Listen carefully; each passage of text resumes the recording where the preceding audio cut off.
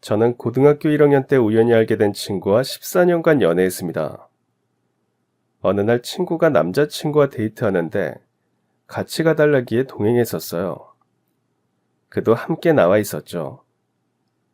그 시절엔 데이트하는 게 뭐가 그렇게 쑥스러웠는지 꼭 그렇게 친구를 한 명씩 데리고 나가곤 했답니다. 처음에는 남의 커플 데이트를 구경하는 들러리 친구에서 우리는 연인이 되었습니다. 그 후로 우리 넷의 만남은 더블 데이트로 이어졌죠.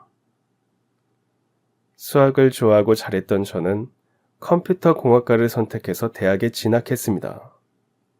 남자친구는 제대로 실력 발휘를 못한 것 같아 뭔가 아쉽다며 재수를 선택했어요.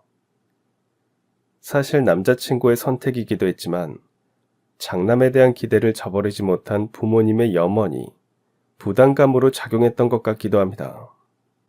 남자친구의 부모님께서도 저와 사귀는 사이인 것을 알고 계셨는데 저만 대학에 간 게 뭔가 죄책감이 느껴지기도 하고 남자친구의 실패가 제 탓처럼 느껴져 눈치가 보였습니다. 남자친구의 부모님은 속세와 인연을 끊고 기숙학원에 가서 다음 수능을 준비하길 원했지만 남자친구는 저 때문에 망설였어요. 저도 1년 동안 남자친구를 못 보는 것은 싫기도 했고요. 결국 남자친구는 부모님을 설득해서 학원과 독서실을 다니며 학업에 매진하기로 약속했습니다. 저도 이번에는 저 때문에 망치지 않도록 열심히 돕기로 했죠. 같은 독서실을 끊어서 학교 수업이 끝나면 함께 독서실에서 새벽이 될 때까지 공부했습니다.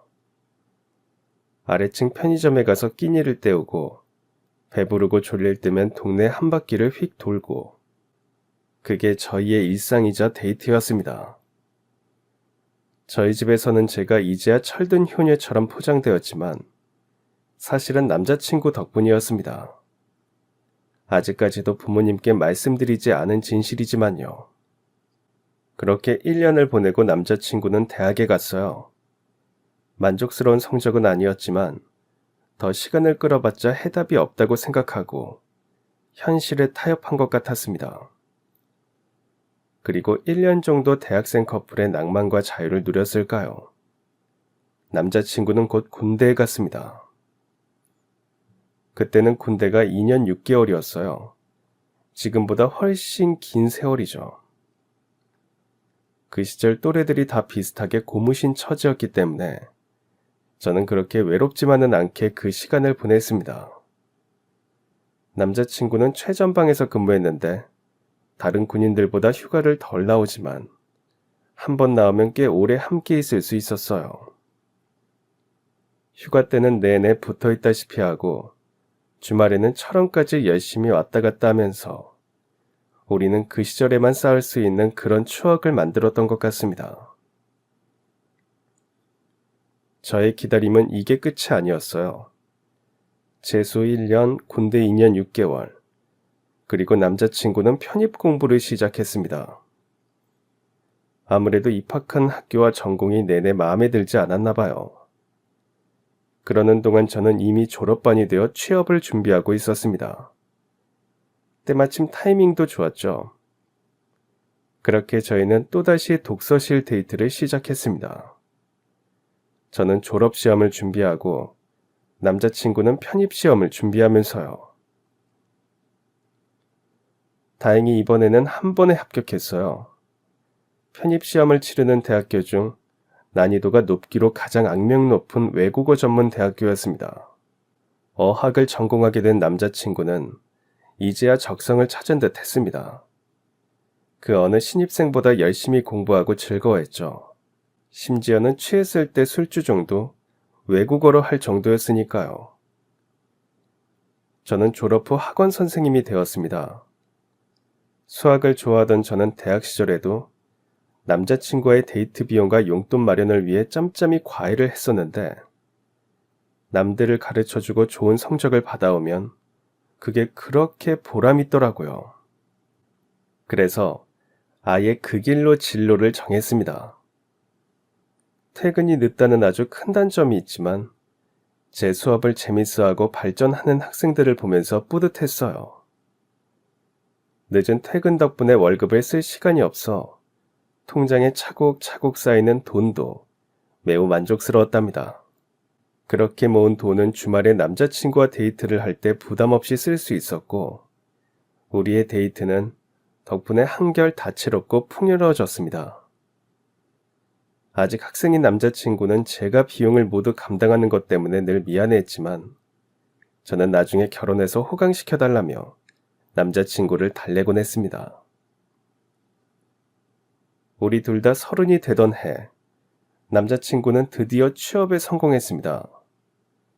친구들은 27에 모두 시집을 가서 조금씩 불안하던 찰나, 남자친구의 취업 소식은 저에게 너무 큰 기쁨이었죠.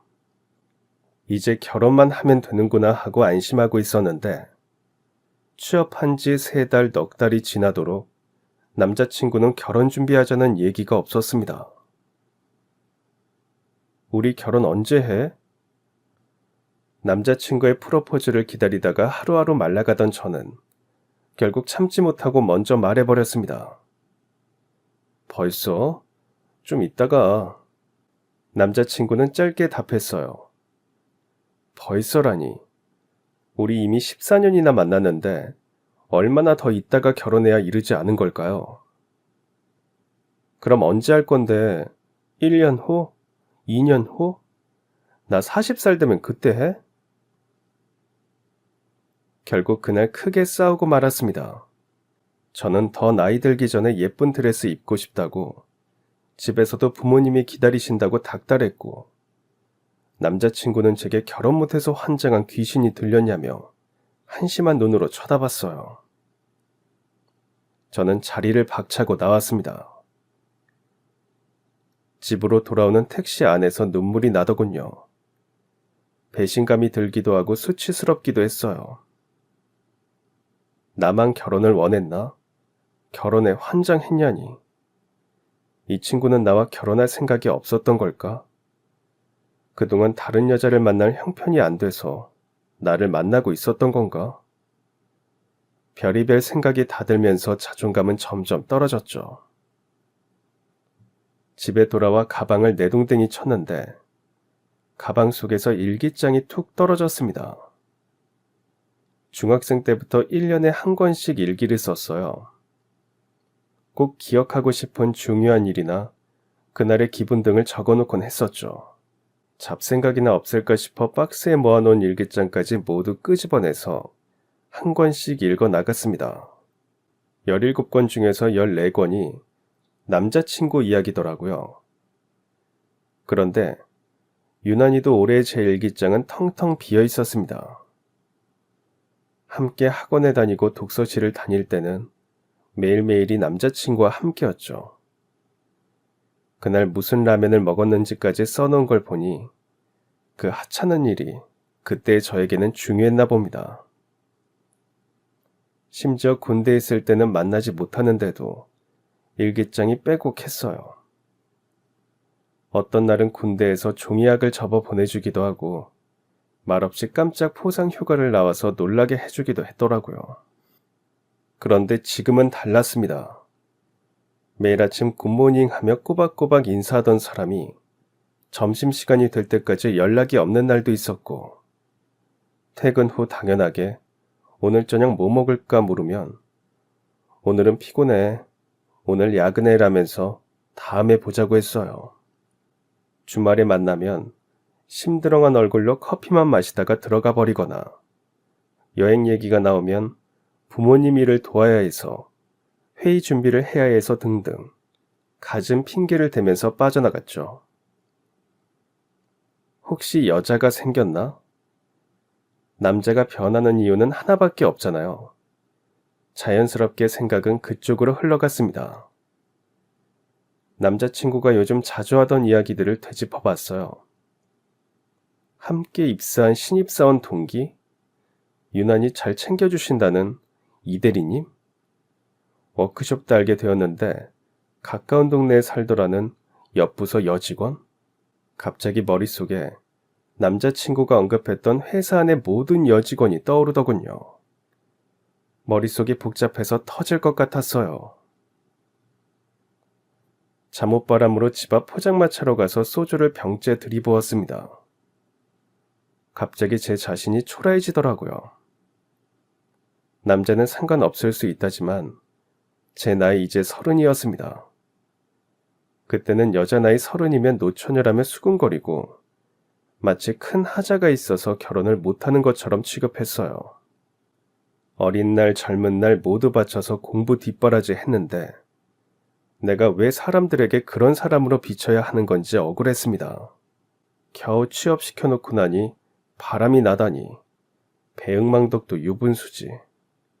화가 치밀어 이대로는 못 참을 것 같았습니다. 그 길로 남자친구의 집으로 찾아갔어요. 14년 세월인데 모르는 게 뭐가 있겠습니까? 집으로 가 현관문 비밀번호를 아주 척척 누르고는 당당하게 들어갔죠.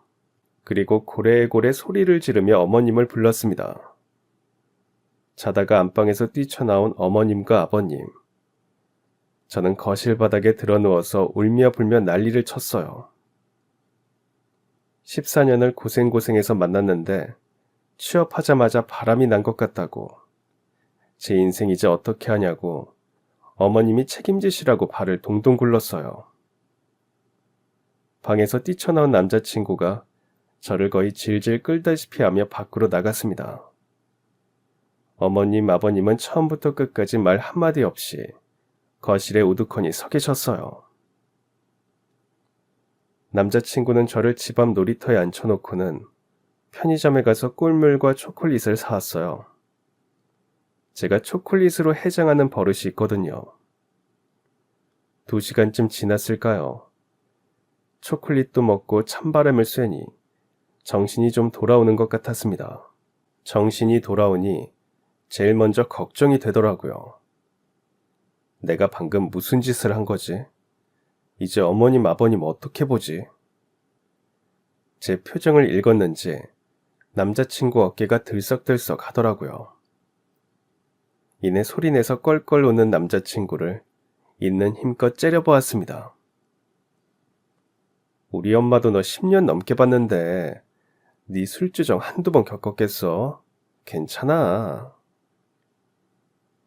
이건 위로인지 욕인지 전부 너 때문이라고 탓을 하면서 한숨을 푹푹 쉬고 있는데 남자친구가 그동안 하지 못했던 이야기들을 털어놓았습니다. 남자친구는 취업 후 첫 월급을 받자마자 금은방에 갔었다고 합니다. 결혼 반지를 사려고요. 반짝이는 알이 한가운데 박힌 화려한 반지들을 지나쳐서 남자친구가 살 수 있는 반지는 얇디 얇은 실반지 한 쌍이었답니다. 그 순간 현실을 마주했대요. 집으로 돌아와 한 달 월급, 한 달에 들어가는 생활비, 적금 등 계획을 세워보니 결혼이라는 게 생각처럼 낭만적이고 쉽지 않아 보였답니다. 그래도 10년이 넘게 내 옆에서 고생한 여잔데 집다운 집 한 채 마련해놓고 데려오고 싶었다며. 근데 그러려면 이번 생에는 안 되겠다 싶어 어떻게든 직원 대출도 받고 열심히 아껴 전세라도 마련해보자는 심정으로 돈을 모으고 있었대요. 학교 다니는 내내 너만 돈 쓰게 하고 선물다운 선물 한 번 못 해줬는데 계속 그러는 것도 염치가 없어 왠지 만나는 걸 피하게 되더랍니다. 눈물이 핑 돌았습니다. 독서실에서 꾸벅꾸벅 졸기나 하는 고등학생 남자인 줄 알았더니 어느새 저보다 먼저 나아가 한 집안의 가장이 되어 있더라고요. 그리고 그가 가장이 되어 지키려고 했던 가족은 바로 저였습니다. 막무가내로 졸랐습니다. 남자는 결혼을 해야 돈을 모은대 우리 둘이 열심히 벌면 금방 모을 수 있을 거라며 설득도 했다가 나랑 결혼할래 헤어질래 하며 말도 안 되는 앙탈을 부렸다가 아주 쇼를 했죠.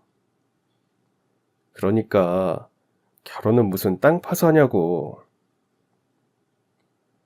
요즘처럼 그때도 결혼할 때 부모님의 도움을 받는 것이 당연한 문화처럼 받아들여졌어요. 하지만 저나 남자친구의 집안 형편은 그리 좋지는 못했습니다. 남자친구의 부모님께서는 간판 만드는 일을 하세요. 원래는 아버님이 대기업 생산직에서 근무하셨는데 거래처 직원이 사업을 해보는 게 어떠냐고 동업하자고 꼬드기는 바람에 회사를 박차고 나오셨대요. 그때 회사에 남아 있었다면 중국 공장으로 진출해서 관리자로 편하게 살고 있을지도 모르는데 그 꼬임이 넘어간 것이 지금까지도 천추의 한이라고 하셨습니다. 성실하였지만 잔머리나 영업에는 소질이 없었던 아버님은 사업을 시작한 지 얼마 안 돼 부도가 나버리고 말았답니다. 엎친 데 덮친 격으로 그맘때 어머님께서 암에 걸렸어요.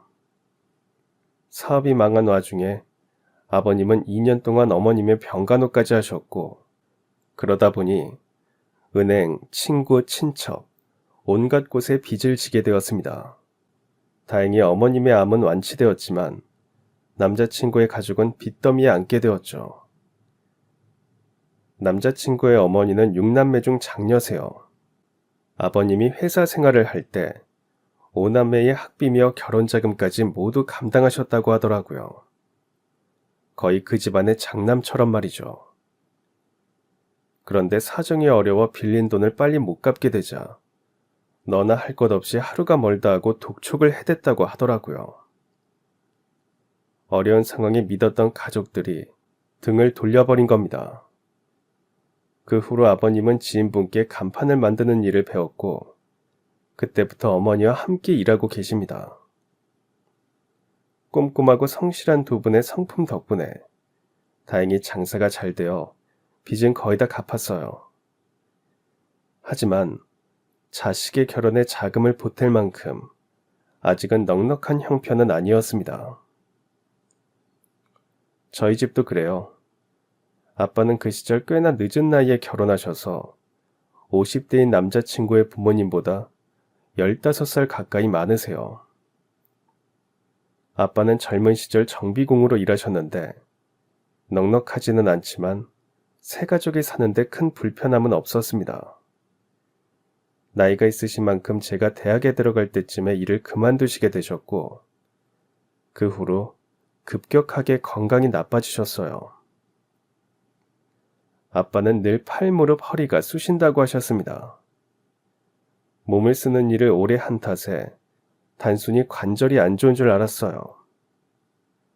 그런데 아빠가 느끼는 통증은 류머티즘 관절염 때문이었습니다. 통증이 심한 날에는 몇 시간 동안 거의 마비가 온 사람처럼 굳어 있었고 그럴 때면 입원해서 집중 치료를 받거나 집에서 약을 먹으며 요양을 해야 했습니다. 손가락도 점점 구부정하게 변형되어 갔죠. 가족의 생계는 저의 몫이 되었습니다. 그런데 엄마는 아무리 힘들어도 대학은 졸업하라면서 못 배운 당신의 한을 풀어달라고 하셨습니다. 그렇게 엄마는 살면서 처음으로 일손에 뛰어드셨어요. 가사 도우미가 되어 남의 집 살림을 하여 돈을 벌어오셨죠. 그 돈으로 저의 학비와 아빠의 병원비까지 책임지시던 우리 엄마. 결혼이 아무리 급한 저였지만 그런 엄마한테 저의 결혼 자금까지 마련해달라 할 수는 없는 노릇이었습니다. 그럼에도 불구하고 결혼은 꼭 해야겠더라고요. 여자의 로망은 웨딩드레스라고 하잖아요. 어차피 이 남자랑 결혼을 할 거라면 주름진 얼굴로 웨딩드레스를 입고 싶지는 않았습니다. 사진은 평생 남는 거니까요. 지금 생각하면 젊었기 때문에 할 수 있었던 철없는 생각이었던 것 같습니다. 저희는 바닥부터 시작하기로 하였습니다. 서로 모아놓았던 전 재산을 탈탈 털고 은행, 회사에서 대출도 받아 경기도 외곽, 남편의 회사 가까운 곳에 10평짜리 아파트 월세로 들어가 신혼살림을 차렸어요. 90년도에 지은 낡은 복도식 아파트였지만 그래도 아파트인 게 어디냐며 저희끼리 위안을 삼았죠. 제가 다니던 학원과는 거리가 너무 멀었지만 남편의 일이 우선이었기 때문에 저는 새 학원을 찾아보기로 했습니다. 아이 계획은 없었습니다. 일단 우리가 자리를 잡고 새 생명을 책임질 수 있는 조건을 갖추면 그때 상의해 보자고 했죠. 그런데 이게 무슨 일일까요? 무려 신혼여행에서 아이가 생기고 말았습니다. 급박한 일정 탓에 날짜 계산을 잘못한 결과였어요. 보통 늦지막이 결혼한 신혼부부가 임신했다고 하면 양가 부모님이 축하의 눈물을 흘리기 마련인데 저희의 부모님께서는 임신 소식을 들으시고는 한동안 아무 말도 못하셨어요. 어떤 마음인지 누구보다 잘 알았습니다.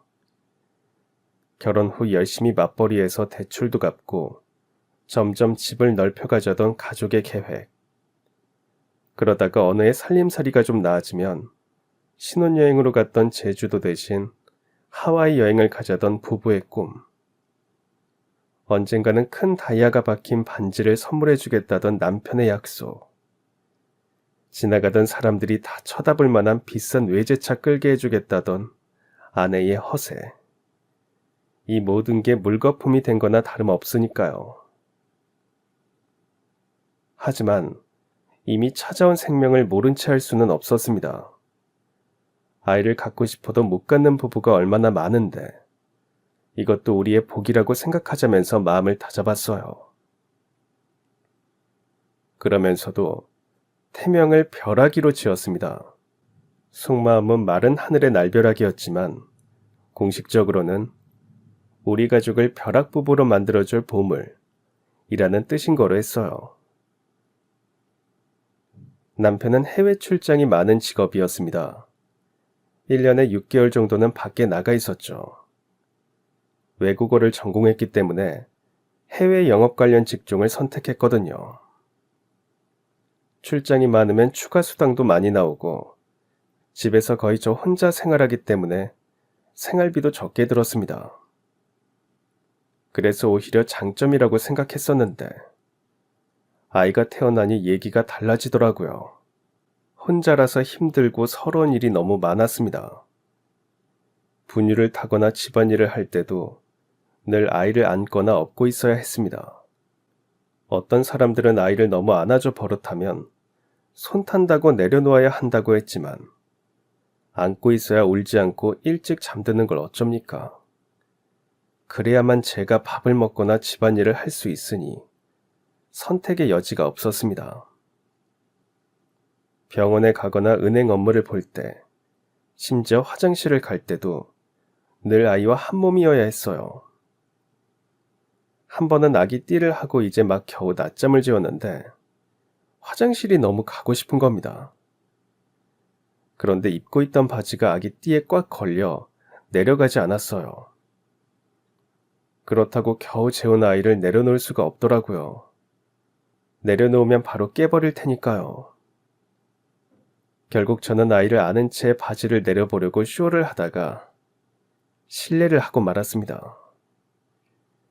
그러고 나서 얼마나 울었는지 몰라요. 제 처지가 너무 한스러워서요. 그럴 때마다 도련님은 저에게 한 줄기 빛, 아니 종교 같은 존재였습니다. 남편에게는 4살 터울의 남동생이 있었어요. 저에게는 도련님이죠. 처음 도련님을 봤을 때 도련님은 초등학교 6학년이었습니다. 고등학생인 제 눈에 초등학교 다니는 동생이 얼마나 어려 보였겠어요.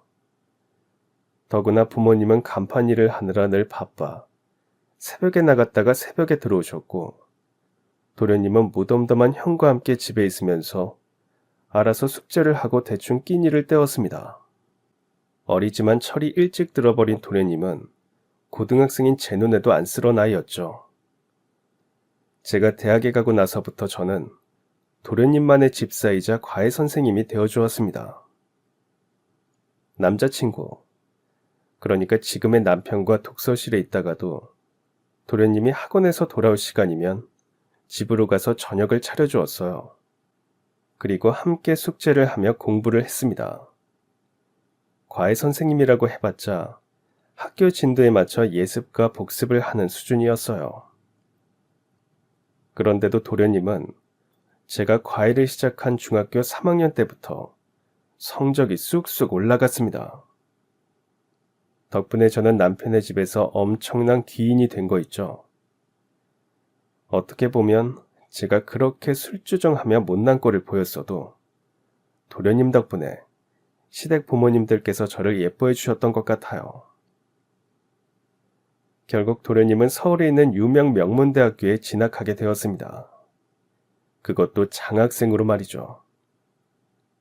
너무 장하고 기특해서 옛날 같았으면 동네 입구에 현수막이라도 걸고 싶은 심정이었습니다. 제가 부모도 아닌데요.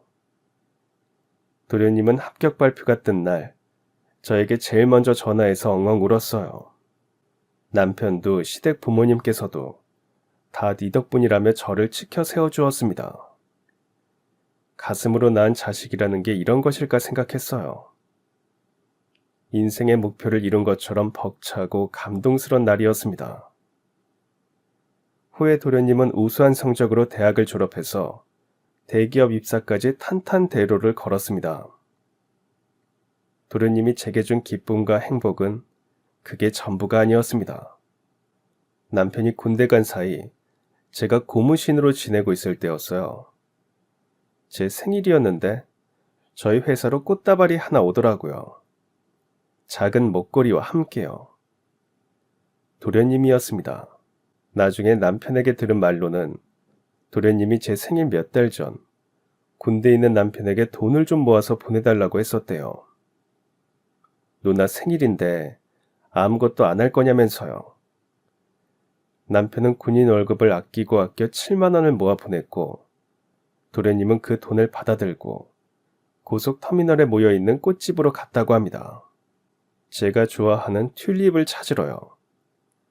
그리고 제 취향에 맞는 심플한 목걸이를 고르고 골라 제게 보내준 거죠. 그 얘기를 듣고 저는 남편에게 제가 고무신을 거꾸로 신지 않은 것은 다 도련님 덕분이라고 했죠. 결혼을 하고 아이를 낳고서 도련님은 제게 거의 제2의 남편 같은 존재였습니다. 신생아를 돌보느라 정신이 없던 시절이었는데 그때 도련님도 입사를 하여 신입사원으로 정신이 없을 때였어요. 이제 막 여자친구가 생기기도 했고요. 그럼에도 도련님은 늘 제가 1순위였습니다. 남편이 출장 가고 없을 때면 도련님은 퇴근 후 3일에 한 번꼴로 꼭 저희 집에 들렸어요. 아이 보느라 굶고 있는 저를 위해서 맛있는 음식을 잔뜩 사가지고 말이죠. 저더러는 사온 음식을 어서 먹으라면서도 본인은 밀린 집안일은 물론 아이를 돌보는 일까지 해주었죠. 어떤 날은 조퇴했다면서 일찍 찾아와 제게 미용실에 다녀오라고도 하고 미리 스포츠 마사지를 예약해와서 저를 보내주기도 했습니다.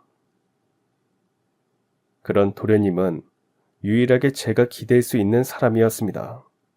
새벽녘 아이가 갑자기 고열이 나거나 제가 독감에 걸려 도저히 아이를 돌볼 수 없을 때 제가 제일 먼저 찾게 되는 사람은 도련님이었습니다. 그럴 때마다 도련님은 안 된다, 기다리라는 말 한 번 없이 늘 달려와 주었어요. 마치 슈퍼맨 같은 존재였죠. 보통 아이를 키우다가 힘에 부치는 순간이 오면 친정엄마께 도움을 청하는 게 대부분인데 저는 그럴 수가 없었습니다. 엄마가 도우미 일로 바쁘셨기 때문이 아니었어요. 사실 시댁 식구들에게 말하지는 못했지만 저희 엄마는 몇 달째 병원에 입원해 있었습니다. 아빠가 퇴직하시고 도우미 일을 시작하셨던 엄마. 도우미는 긴 시간 힘든 노동을 하는 만큼 벌이가 좋았어요. 일을 시작한 지 몇 해가 지나자 고용했던 사람들이 지인들을 소개를 해주어 엄마는 인기가 많아졌고 경력과 함께 몸값도 높아졌습니다. 그러다 보니 욕심이 나셨나 봅니다. 처음에는 한 집만 전담으로 가사 도우미 일을 하시더니 좀 더 페이가 높은 육아 도우미로 바꾸시더라고요. 그리고 퇴근 후에는 야간에 산후조리원에서 신생아를 돌보는 일까지 하기 시작하셨습니다. 거의 잠자는 시간 없이 하루 20시간 정도를 일하셨던 거예요. 그렇게 몸을 혹사하셨으니 어머니에게 이상이 생길 만도 했습니다. 어머니의 병명은 급성 신부전이었습니다. 어느 날 아이를 보러 온 엄마의 손발이 너무 부어 보여서 왜 그러냐 물었더니 어젯밤에 짜게 먹었나? 하고 대수롭지 않게 넘기던 어머니셨어요. 늘 입맛이 없다 하시고 속이 안 좋다 하시는 게 피곤해서 그런가 보다 했는데 병이 난 거였습니다. 도련님이 아이를 봐주겠다 했던 어느 주말, 엄마와 함께 입원해 계신 아빠를 뵈러 갔는데 간호사가 저를 불렀습니다. 벌써 10수년째 아빠의 류머티즘 관절염 때문에 입원과 퇴원을 반복했던 병원이라 간호사들과도 친분이 있었어요. 간호사는 제게 어머님이 아무래도 심상치 않다면서 진료를 한번 받아보라고 내과로 예약을 넣어주셨어요. 그렇게 엄마의 병을 알게 되었습니다. 처음 입원을 권유받고 3일간 입원했었어요. 성격이 급한 엄마는 조금 상황이 좋아지자 이제 다 나은 것 같다면서 서둘러 퇴원했습니다. 하지만 수일 만에 다시 수치가 올라 재입원하게 되었죠. 의사 선생님께서는 이번에는 진득하게 입원해 계시라며 그래도 차도가 없으면 아무래도 투석을 받아보는 게 좋을 것 같다고 했습니다. 당연히 그래야죠. 낫게만 해주시라고 얘기는 했지만 아빠 병원비에 이제 엄마 병원비까지 해결해야 한다는 게 막막했어요. 출증을 간 남편에게 전화했습니다.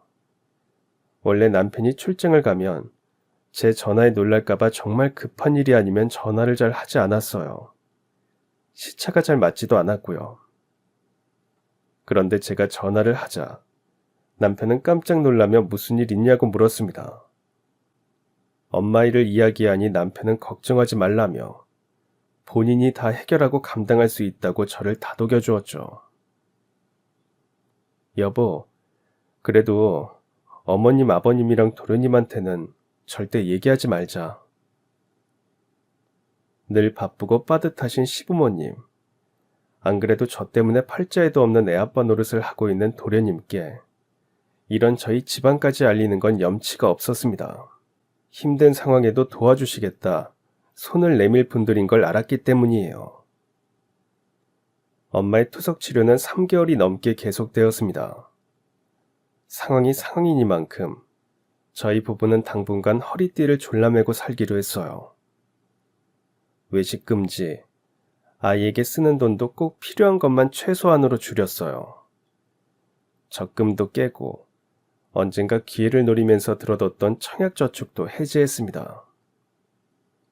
엄마도 건강을 회복하기 위해 최선을 다하고 계시니 우리 부부도 지치지 말자고 다짐하는 나날이었죠.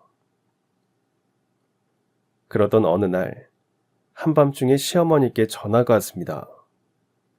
늘 밝은 목소리로 우리 애기 잘 있냐고 물으시던 어머니의 목소리가 어둡게 떨리고 있었어요. 도련님이 병원에 입원했다는 소식이었습니다.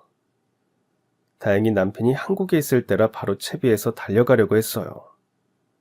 그런데 오늘은 그냥 있고 내일 오거라. 지금 중환자실에 있어서 면회가 안 돼. 자세한 얘기는 내일 만나서 해주마. 며칠 전까지만 해도 기운이 넘치던 도련님이 입원. 그것도 중환자실이라뇨. 믿어지지 않았습니다. 남편은 어머님과 통화를 마치자마자 휴대전화를 들고 밖으로 나가 한참을 들어오지 않았어요. 아무래도 어머님 혹은 아버님과 통화를 하며 자초지종을 묻는 것 같았습니다.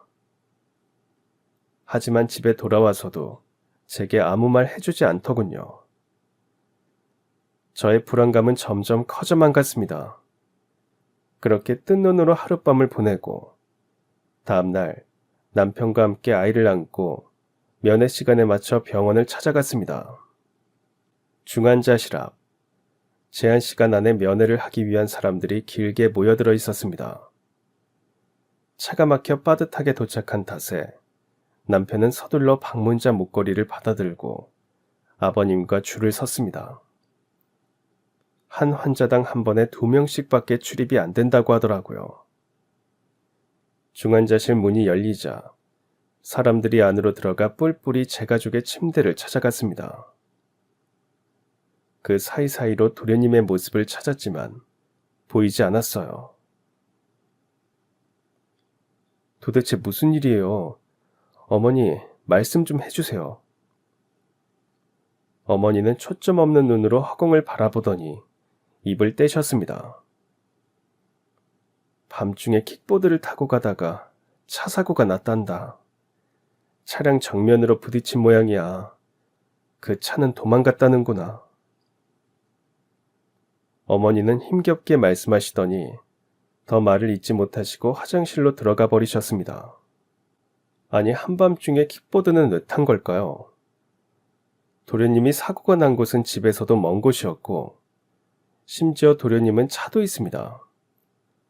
대체 왜, 무슨 일이 일어난 건지 모르겠는데 두 남자분께서 제게 다가오셨습니다. 방금 같이 계시던 분과 어떤 사이시죠? 제 시어머니시고 저는 며느리라고 했습니다. 알고 보니 도련님의 뺑소니 교통사고건을 조사 중인 형사분들이라고 하시더라고요. 사고를 조사하는 과정에서 단서가 있을까 하여 근처에 주차되어 있던 차들을 살펴보다가 도련님의 차를 발견했다고 했습니다. 그리고 그 차의 블랙박스를 가져가셨대요. 그걸 살펴보다가 아무래도 가족분들이 아셔야 할 내용도 담겨 있는 것 같아 가져왔다고 하셨습니다. 형사님은 이어서 제게 메모리칩 하나를 건네주셨어요. 반드시 범인을 잡겠다고 조금만 기다려달라는 말씀과 함께요. 때마침 면회를 들어갔던 남편과 아버님이 나오시더라고요. 얼굴이 눈물로 범벅이 되어서는 터덜터덜 걸어 나오는 모습을 보는데 눈물 흘리는 아버님의 모습을 처음 보자마자 제 가슴도 내려앉았습니다. 형사님이 주신 블랙박스 메모리를 아기 띠 주머니 깊은 곳에 넣어두고 서둘러 아이를 남편에게 넘겨주고는 어머님과 중환자실로 들어갔습니다. 중환자실 가장 안쪽에 커튼이 쳐진 침대였어요. 떨리는 마음으로 커튼을 젖히니 도련님의 모습이 보였습니다. 아니, 도련님인 줄 못 알아볼 뻔하였습니다. 팔, 다리, 머리에 칭칭 감긴 붕대, 입에 달려있는 호흡기, 꼭 감고 꿈쩍하지 않은 두 눈. 도련님은 혼수 상태였습니다. 그저 가슴에 달린 기계를 통해 도련님이 살아있음을 확인할 수 있었어요. 도련님, 손을 댔다 아플까봐 만지지도 못하였습니다. 사람의 신체 중에 귀가 가장 늦게 잠든 말을 들을 것 같아 몸을 숙여 도련님의 귀에 속삭였어요. 도련님, 왜 이러고 있어요? 형수, 아니 누나 왔어. 얼른 눈 좀 떠봐. 우리 애기가 밖에서 작은 아빠 기다리는데 계속 누워있을 거야? 한 번도 제게 안 된다, 기다리란 말 한 적 없었던 우리 도련님. 어릴 때부터 한 번 말해주면 척척 알아들어 공부도 잘했던 도련님. 그런 도련님이 저의 어떠한 얘기에도 반응하지 않고 누워만 있었습니다. 면회 시간이 끝나고 담당 의사 선생님은 가족들을 모두 모아놓고 말씀하셨어요. 아직은 뇌파 신호가 있지만 혼수 상태가 계속되면 뇌사에 이를 수도 있다고, 아무래도 어느 정도 마음의 준비를 하셔야 할 것 같다고 하셨습니다. 우리 네 식구는 하나도 못 알아듣겠다는 멍한 눈으로 그저 의사 선생님을 바라보았어요. 병원에서 나와 남편은 시부모님을 모셔다 드리러 시댁에 갔고 저는 택시를 타고 집에 왔습니다. 무슨 정신으로 집까지 왔는지도 모르겠어요. 짐들을 대충 탁자 위에 올려놓고 그대로 소파에 앉아 한동안 허공을 바라보고 있었습니다. 그날따라 아이도 뭔가 알았는지 내내 안긴 채로 조용히 놀고 우유를 먹고 잠만 자더라고요. 순간 아기 띠 속에서 뒤척이는 아이의 움직임에 흠칫해서 엉덩이를 토닥토닥 두드려 주었습니다. 그런데 손바닥이 흥건해지더라고요. 병원에 다녀오는 동안 기저귀를 한 번도 안 갈아줬지 뭐예요.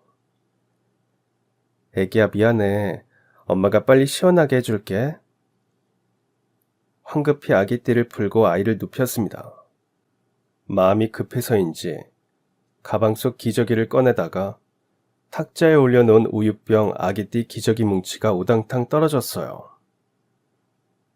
그러다가 아까 형사님께 받아 아기띠 주머니에 넣어놓았던 메모리 칩이 바닥에 떨어진 것을 발견했습니다. 기저귀를 갈아 밥을 먹이고 아이를 다시 재워놓고는 컴퓨터 앞에 앉았습니다. 이 안에 대체 뭐가 들었길래 형사님이 병원까지 찾아와 주고 가셨을까? 왠지 떨리고 두려운 마음으로 파일을 열었습니다. 블랙박스 안에는 사고가 나기 전 도련님이 운전을 해서 어디론가 향하는 모습과 스피커폰으로 통화하는 음성이 담겨 있었어요. 여자친구와의 통화였습니다. 여자친구에게 전화가 걸려오자 도련님은 대리운전을 하러 가고 있다고 얘기했어요. 이제 대리운전 회사 근처에 거의 다 와간다며 주차를 해두고 이동할 거라고 했습니다. 일을 하러 갈 때는 다른 차를 운전해야 하기 때문에 킥보드로 바꿔 타야 한다고 했어요. 그래야 손님이 계신 곳까지 빠르게 도착할 수 있다고요. 통화가 잘 안 될 수도 있으니 걱정하지 말라고 미리 얘기해 주더라고요. 저녁은 삼각김밥으로 대충 때워서 괜찮다고 했습니다. 밥도 제대로 못 챙겨 먹고 대리운전? 대체 왜? 저처럼 여자친구도 궁금했나 봅니다. 연봉도 적지 않은데 왜 갑자기 대리운전까지 하냐고 물어봤어요. 혹시 나 몰래 빚이라도 졌냐? 주식하다가 손해를 봤냐? 아니면 갖고 싶은 비싼 물건이라도 생겼냐며 의아해하면서도 다 이해해 줄 테니 말해보라며 물었죠. 도련님이 대리운전을 하는 이유는 저 때문이었습니다. 저희 엄마가 아프신 것을 알고 있더라고요. 괜한 걱정을 살까 혹시라도 부담 느끼실까 싶어 시댁에는 비밀로 했던 일이었습니다. 그런데 도련님은 저희 친정 부모님과 예전부터 연락하면서 지내왔던 것 같았습니다. 심지어 제가 깜빡하고 놓친 부모님의 기념일까지 챙기고 있었더라고요. 얼마 전 사돈 어르신네 결혼기념일이라 전화를 드렸는데 어머님이 병원에 계시더라며 급성 신부전으로 입원해 계신 것도 알고 있었습니다.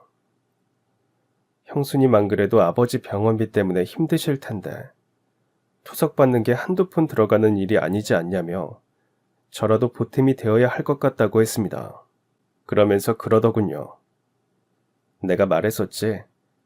우리 형수님, 나랑 우리 형 때문에 좋은 시절 다 보내신 분이야. 내가 뭐라도 해야 마음이 편하지. 안 그래? 안고 있는 아이가 잠에서 깨거나 말거나 아이를 부둥켜 안고 가슴이 터지도록 울었습니다. 도련님이 사고가 난 이유가 저 때문이었다뇨. 그동안 남편 노릇, 친구 노릇, 어떨 때는 친정엄마 노릇까지 해준 걸로도 모자라 또 저를 위해 뭔가 하겠다고 그러다 이런 일을 당하고 말았습니다. 시댁에 갔다가 돌아온 남편은 제 울음소리를 듣고 놀라 방으로 뛰어 들어왔어요. 나 때문이야. 나 때문이었어. 나 도련님한테 미안해서 어떻게 살지? 시댁 식구들 볼 면목이 없었어요. 도련님이 사고가 난 이유가 저 때문이라고 말해야 할까요? 또 저희 친정에는 어떻게 말해야 할까요? 저희 부모님, 사실을 알면 죄인처럼 미안해할 게 뻔해. 그것도 가슴이 미어졌습니다. 남편은 제 이야기를 말없이 듣다가 저를 꼭 안아주었습니다. 그래도 내 동생, 나보다 낫네. 당신이 그만큼 우리 가족한테 소중한 존재여서 그런 거라고. 이건 당신이 미안해하거나 죄책감 가질 일이 아니라 그냥 단순한 사고인 거라고 말했어요. 당신이 내내 우리 가족에게 최선을 다하고 진심을 준 만큼 우리도 내 동생도 똑같이 한 것뿐이라고 얘기해 주었습니다. 이제부터는 우리가 도련님을 지켜주면 되는 거라고, 우리 차례가 된 것이라고요. 벌써 중환자실에서 일주일의 시간이 지났고 우리 가족은 슬픈 만큼 커다란 현실에 부딪혔습니다. 그동안 나온 중환자실 입원비와 치료비만 해도 1,000만 원이 훌쩍 넘었어요. 병원 측에서는 일반 병실로 옮길 수는 있지만 그렇게 되면 의료진이 상주하지 않아 지금 같은 보살핌이나 위급 상황에 대한 빠른 대처가 불가능할 거라고 말했습니다. 제가 할게요. 제가 24시간 도련님 옆에 있을게요. 도련님 초등학교 6학년 때부터 지금까지 가장 가까이 있었던 사람은 저였다고 얘기했습니다. 함께 밥을 먹고 공부하고 웃고 떠들고 이야기하고 하루 중 가장 많은 시간을 함께한 가족이 바로 저더라고요. 도련님 심장이 아직도 저렇게 힘차게 뛰고 있으니 누나가 옆에 있다는 거 알면 조금 더 힘을 낼 거라고, 그게 도련님한테 많은 도움이 될 거라고 말씀드렸습니다. 그날 도련님은 일반 병실로 옮겨왔고 저는 그날부터 매 순간 도련님 곁에 있었습니다. 남편이 육아휴직을 내서 아이를 돌보기로 했어요. 들리는 건지 아닌 건지, 자고 있는 건지 깨어 있는 건지 알 수는 없지만 매일 저는 도련님의 팔다리를 주무르며 우리 함께 보냈던 추억, 앞으로 함께할 미래에 대해서 이야기해줬어요. 쓸데없는 수다도 마구 늘어놓았습니다. 입에서 나오는 대로 쉼없이 떠들었죠. 회사에서 사랑받는 신입사원이 되려면 어떻게 해야 하는지도 알려주고, 내가 4년 전으로 돌아간다면 난 꼭 이렇게 살 거야 하며 터무니없는 상상도 공유했습니다. 병문안 왔던 여자친구를 본 이야기를 하며 어떻게 그동안 한 번도 여자친구를 안 보여줄 수가 있었냐며 서운하다고 투정도 부렸어요. 그래도 여자친구는 마음에 든다고, 왠지 모르게 나랑 닮은 것 같은데 기분 탓인 거냐고 우스갯소리도 했죠. 여러모로 살펴봤을 때 형수님은 합격을 주겠다고 얘기해줬어요. 너무 예쁘고 고와서 이렇게 오래 누워있으면 다른 남자가 채갈 수도 있으니 빨리 힘내서 일어나라면서요. 그렇게 일주일 후 기적처럼 도련님은 눈을 떴습니다. 드라마에서 나오는 것처럼 손가락을 까딱거리다가 의식이 돌아올까 싶어서 내내 손가락만 쳐다봤는데 마치 잠에서 깨어난 듯이 부스스 일어나 눈을 뜨고는 누나 하고 부르더라고요. 미친 듯이 비상벨을 눌러 의료진을 불렀습니다. 기다리는 시간이 천년 만년 같아 데스크로 뛰어가 빨리 와달라고 소리도 질렀어요. 도련님이 깨어난 이 순간이 꿈이 아니라 현실이라는 확인을 받고 싶었거든요. 이에 꼭 간호사 의사 할 것 없이 많은 의료진들이 도련님을 둘러싸았고 저는 그 사이 남편한테 전화를 걸어 도련님이 깨어났다는 소식을 알렸습니다. 이어 시댁에도 연락을 드렸어요. 눈물에 목구멍까지 막혀 제가 들어도 무슨 말인지 모르게 횡설수설했는데도 다들 알아들으시고는 병원으로 한달음에 달려오셨죠. 그렇게 악몽 같던 2주의 시간은 결국 지나갔습니다. 도련님은 다발성 골절로 인해 당분간 병원에 더 있어야 했어요. 재활치료가 필요하기도 했고요. 저는 어차피 남편이 육아휴직을 쓴 김에 남은 기간도 병간호를 담당하기로 했습니다. 도련님이 저에게 해줬던 것처럼 밖에 나가서 맛있는 음식을 사오기도 하고 가려운 곳이 있으면 긁어주고 손톱 발톱을 잘라주며 도련님을 보살폈습니다. 여자친구가 놀러오면 꼬맹이 시절의 도련님에 대해 이야기하며 놀리기도 했고요. 그러다가 가끔 지옥 같았던 2주의 시간이 떠오르면 다음에 또 나 몰래 그런 짓 하면 그땐 등짝 맞아서 병원에 입원할 줄 알으라며 야단을 치다 울기도 했습니다. 도련님은 멋쩍게 웃으며 형수님 손 매운데 다시는 안 그래야겠다 라며 저를 달랬죠. 어떤 이야기가 됐든 이렇게 함께 나눌 수 있다는 것이 행복한 일이구나 실감하는 나날이었어요. 어느 날 도련님은 화장실에 들어가 혼자서 머리도 감고 면도도 한 채 말끔하게 나오더니 제게 이야기했습니다. 형수님, 이참에 다시 일 시작하는 거 어때요? 갑자기 무슨 생뚱맞은 소리냐며 흘려듣는 척했지만 왠지 심장 한가운데를 콕 찔린 기분이었어요. 결혼하며 학원을 옮기려다가 갑작스런 임신으로 인해 일을 그만두었던 저였습니다. 임신부터 출산 이후까지 1년 넘게 집에만 있다 보니 다시 일하고 싶다는 생각이 종종 들곤 했어요. 하지만 아직 아이도 어린데 벌써 그래도 될까? 일을 하려면 사람을 써야 하는데 내가 그만큼 벌 수나 있을까? 배보다 배꼽이 더 커지면 어쩌지? 쉬면서 실력도 줄었을 거고 아이를 낳고 기억력도 예전 같지 않은 것 같고 총기도 좀 떨어진 것 같은데 학생들이 나를 많이 찾아올까? 일을 다시 하고 싶다는 생각은 종종 하고 있었지만 걸리는 게 너무 많았죠. 그런데 도련님이 그러더라고요. 누나한테 공부를 배울 때 참 좋았다고. 모르는 건 부끄러운 게 아니라고 생각할 수 있게 해주고 내가 잘했을 때 더 좋아했던 형수 덕분에 더 열심히 하고 싶었다고요. 도련님이 하는 말이니까 더 신뢰가 가고 자신감이 생겼습니다. 어차피 육아휴직 기간이 1년이니까 그동안만이라도 시도해보자 싶었죠. 도련님은 하루라도 빨리 일을 구하라면서 여자친구랑 단둘이 있고 싶다고 저를 병원에서 쫓아내다시피 했습니다.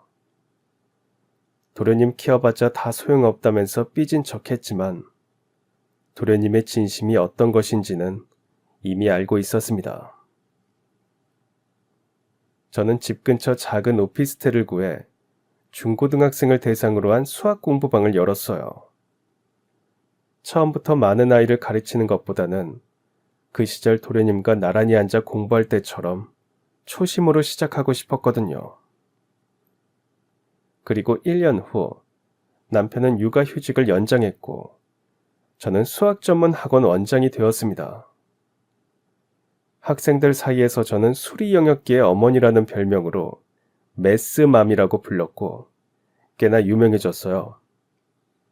서울 대치동만큼은 아니지만 이 지역에서 가장 교육열이 세다는 학원 밀집 지역에 큼지막하게 학원을 차렸고 인터넷 강의도 시작했습니다. 책도 출판했어요.